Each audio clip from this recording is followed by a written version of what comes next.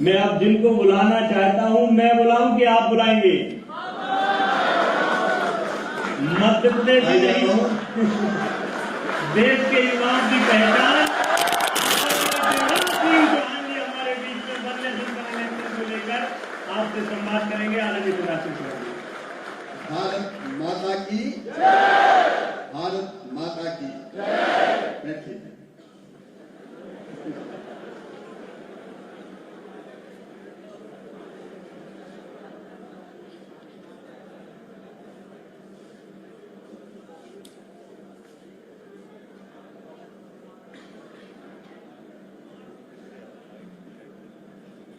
दक्षिण पश्चिम के लोकप्रिय विधायक, भारतीय जनता पार्टी के प्रदेश के महामंत्री और खुद भी कॉलेज के प्रेसिडेंट रह चुके हैं भाई भगवान दास सबनानी जी, युवा मोर्चे के प्रदेश के अध्यक्ष, युवा शक्ति के प्रतीक भाई वैभव जी, मेरे परम मित्र, और मैं जब बहुत छोटा था तब से उनको जानता हूं। आज स्वर्गीय के ठकराल जी के चरणों में मैं श्रद्धा के सुमन अर्पित करता हूं। जब मैं पढ़ता था, आपकी तरह छोटा था, तो एबीवीपी का काम करता था और उनके पास अक्सर जाया करता था। वो कॉम्प्लेक्स अपना जो न्यू मार्केट में क्या बेतवा अपार्टमेंट, बेतवा ही है ना, अभी तक याद है। देखो वहां भोजन करने भी जाता। और आज ओरिएंटल ग्रुप ऑफ इंस्टीट्यूशंस को जो संभाल रहे हैं आदरणीय प्रवीण जी, भाई अजय जी, चौकसे जी, रंजीत जी, युवा मोर्चे के प्रदेश के महामंत्री, यहाँ उपस्थित सभी गुरुजन और मेरे लाडले भांजों और प्यारी भांजियों,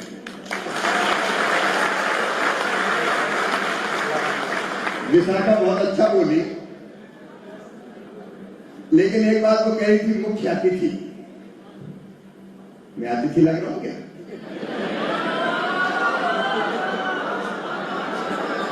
मैं तो मामा हूं, मामा। और मामा मेहमान कैसे हो सकता है? पहला कार्यक्रम कहां करेंगे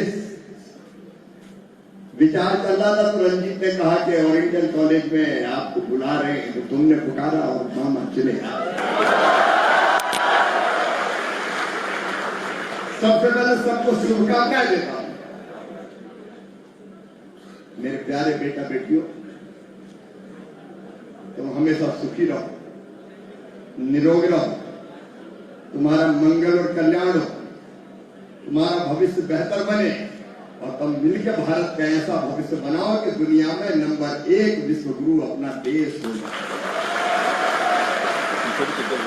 और ये तुम कर सकते हो, तुम कर सकते हो, क्योंकि तुम केवल 3.5 हाथ के हाड़ मास के पुतले नहीं हो। स्वामी विवेकानंद के ये शब्द मेरे कानों में आज भी गूंजते हैं। मैंने पढ़ा और उनका अमल करने की कोशिश की। वो युवा शक्ति से यही कहते थे, अपने आप को दीनहीन मत समझो, तुम अमृत के पुत्र हो, ईश्वर के अंश हो, अनंत शक्तियों के भंडार हो, अमर आनंद के भागी हो। और ये मैं मजाक नहीं कर रहा, याद रखना, मनुष्य जैसा सोचता और करता है वैसा बन जाता है। अगर आप सोचोगे कि हम कुछ नहीं कर सकते, तो चेहरे की मक्खी भी पड़ोसी को उड़ानी पड़ेगी। लेकिन अगर आप सोच लो कि दुनिया में मेरे लिए असंभव क्या है, दुनिया में जितने बड़े काम किए हमारे जैसे हर मास के पुतलों ने किए। अंतर केवल इतना है कि वो दृढ़ निश्चयी होते, वो अपने आप को कमजोर नहीं समझते, वो अपना लक्ष्य तय करते हैं, टारगेट फिक्स करते हैं, उसको पूरा करने के लिए रोड मैप बनाते हैं और फिर रोड मैप पे मेहनत और ईमानदारी से चलते हैं और लक्ष्य को प्राप्त कर ही चैन की सांस लेते हैं। वैसा तुम करोगे तो आज ध्यान से मेरी बात को सुनना। लक्ष्य तय करके रोड मैप बना के दिनों रात मेहनत करके अगर आगे बढ़ोगे तो जो तुम चाहोगे वो करके रहोगे। दुनिया की कोई ताकत तुमको रोक नहीं सकती। मनुष्य अगर चाहे तो ब्रह्मांड पे भी कमांड कर सकता है। इसलिए मैं पहली बात आज ये कह रहा हूं, कमजोर मत समझना, दीनहीन मत मानना। याद रखोगे तुम्हारा जीवन महत्वपूर्ण काम करने के लिए ही हुआ है। और एक महत्वपूर्ण काम, देखो अपने देश में और कुछ हो ना हो, लेकिन सारे राजनीतिक दल 5 साल 12 महीने हर सप्ताह 24 घंटे एक चीज की तैयारी जरूर करते रहते हैं, वो है अगला चुनाव। उसी तैयारी में लगे रहते हैं। अब आप देखो, एक ही साल के इतिहास देख लो। पिछले साल नवंबर दिसंबर में 2023 में मध्य प्रदेश, छत्तीसगढ़, राजस्थान के विधानसभा के चुनाव में विधानसभा के चुनाव की थकान उतरी हुई थी कि 4 महीने के बाद लोकसभा चुनाव का सर हो गया। अब विधानसभा चुनाव में 6 महीना में कुछ हुआ ही नहीं। पहले आचार संहिता, कोड ऑफ कंडक्ट, विकास के काम ठप, और वो चुनाव संपन्न हुए तो 4 महीने बाद लोकसभा के चुनाव, चलो फिर चुनाव।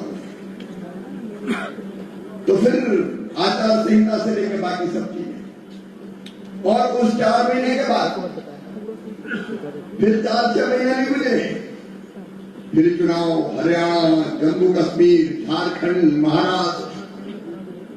तो फिर नेता चुनाव में भिड़ गए और वो चुनाव निपटे नहीं थे कि दिल्ली का दंगल शुरू हो गया। दिल्ली में चुनाव, और अब दिल्ली के चुनाव खत्म नहीं हुए, बिहार की कमर कस ली हम लोगों ने। चलो बिहार, और कोई काम हो ना हो, 24 घंटे चुनाव की तैयारी। और एक बात सोचो बेटा बेटियों, ये हमेशा होने वाले चुनाव देश की प्रगति और विकास में कितने बाधक हैं। एक तो सभी की एनर्जी, जिसमें माननीय प्रधानमंत्री जी भी शामिल है, चुनाव की तैयारियों में लगती है। एक भी चुनाव अगर विधानसभा का हार गए तो मीडिया कहते हैं पैरों के नीचे से जमीन खिसक गई, अब गए काम से। तो हर एक को लगता है कि बस कमर कस के जीत रही है। गवर्नेंस पे ध्यान नहीं रहता। प्रधानमंत्री जी, मुख्यमंत्रीगण, केंद्रीय मंत्री, अब मुझे बनाया कृषि और ग्रामीण विकास मंत्री, और फिर कहा जा रहा झारखंड में जाओ चुनाव में, तो 3 महीने वहीं पड़े हैं। किसी की तरफ ध्यान ही नहीं रहा। मैं सब बता रहा हूं, फोकस चुनाव हो गया।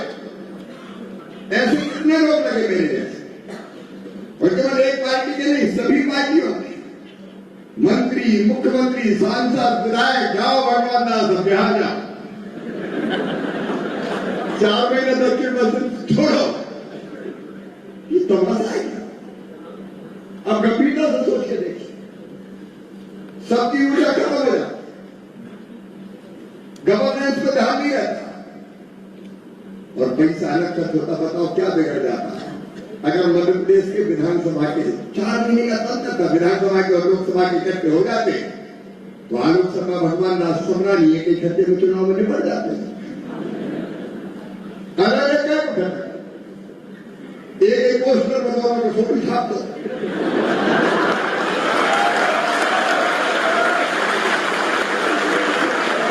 एक पब्लिक मीटिंग में दोनों का काम हो जाए, और एक ही 2 मशीन रख दो भैया पोलिंग बूथ पे, एक लोकसभा का बटन दबा दो, एक विधानसभा का दबा दो।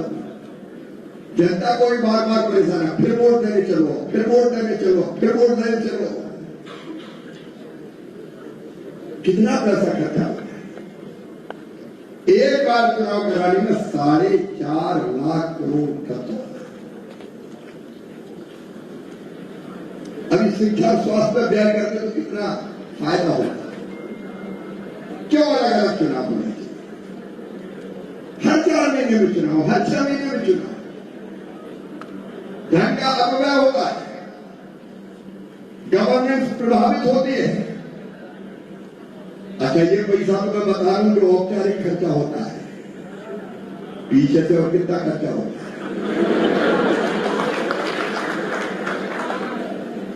चुनाव आयोग ने 1 लाख कितने शायद इस चुनाव में 1,35,000 मुझे एकदम आता नहीं, बरामद के पकड़ के या 1,000 लोग उस गाड़ी से पकड़े गए, उस गाड़ी से पकड़े गए, इस गाड़ी से पकड़े गए। और कई बार केवल पैसे नहीं पकड़े जाते और भी चीजें पकड़ी जाती है। तो धन का अपव्यय होता है। और दूसरा, लॉन्ग टर्म प्लानिंग सरकारें नहीं करती। अब देश अगर बनाना है तो बड़े फैसले लेने पड़ते हैं, जैसे प्रधानमंत्री नरेंद्र मोदी लेते कड़े फैसले करने पड़ते हैं। लेकिन चुनाव के डर में फिर वैसे फैसले नहीं होते कि अगर वोट बिगड़ गया तो नुकसान हो गया तो वोट बचाओ मत करो, बाहर में जाओ। कई फैसले प्रभावित होते हैं जो बच्चों के भविष्य को बेहतर बना सकते हैं, जो प्रदेशों का विकास कर सकते हैं, जो देश को आगे बढ़ा सकते हैं। वोट के डर में फैसले प्रभावित होते हैं। अच्छा, बड़े फैसले तो प्रभावित होते ही हैं। कई बार वोट दिलाऊ फैसले करने पड़ते हैं। कैसे वोट मिलेगा? तो ये भी दे दो, ये भी दे दो, ये भी दे दो, ये भी दे दो। 4 साल ही चलता रहेगा क्या? 4.5 और फिर केवल नेता नहीं लगते, बेटा बेटियों ब्यूरोक्रेसी पूरी चुनाव की तैयारी में। अब चुनाव हो रहे हैं झारखंड में और मध्य प्रदेश के, आप सब चुनाव कराने जा रहे हैं। यहां पूछो कि फलाने पीएस का है, वो तो चुनाव में हाफ जनवर बन गए। अलग अलग विभाग के जितने ये पीएस है, बड़े अफसर है, सब चुनाव में दूसरे राज्य में लग जाते हैं। कोई हाफ जनवर बनता है, कोई खर्चों का हिसाब किताब देखता है, तो वो सारे काम ठप पड़ जाते हैं। क्या देता है इसमें? आप जरा कल्पना करके देखो, ईमानदारी से सच्चे नागरिक के तौर पर, सच्चे नागरिक के तौर पर कितना विकास प्रभावित होता है। अगर ये चुनाव 5 साल में संविधान में संशोधन करके सारे लोकसभा विधानसभा के चुनाव एक साथ हो जाए तो 4.5 साल को विकास करिए और जनता के कल्याण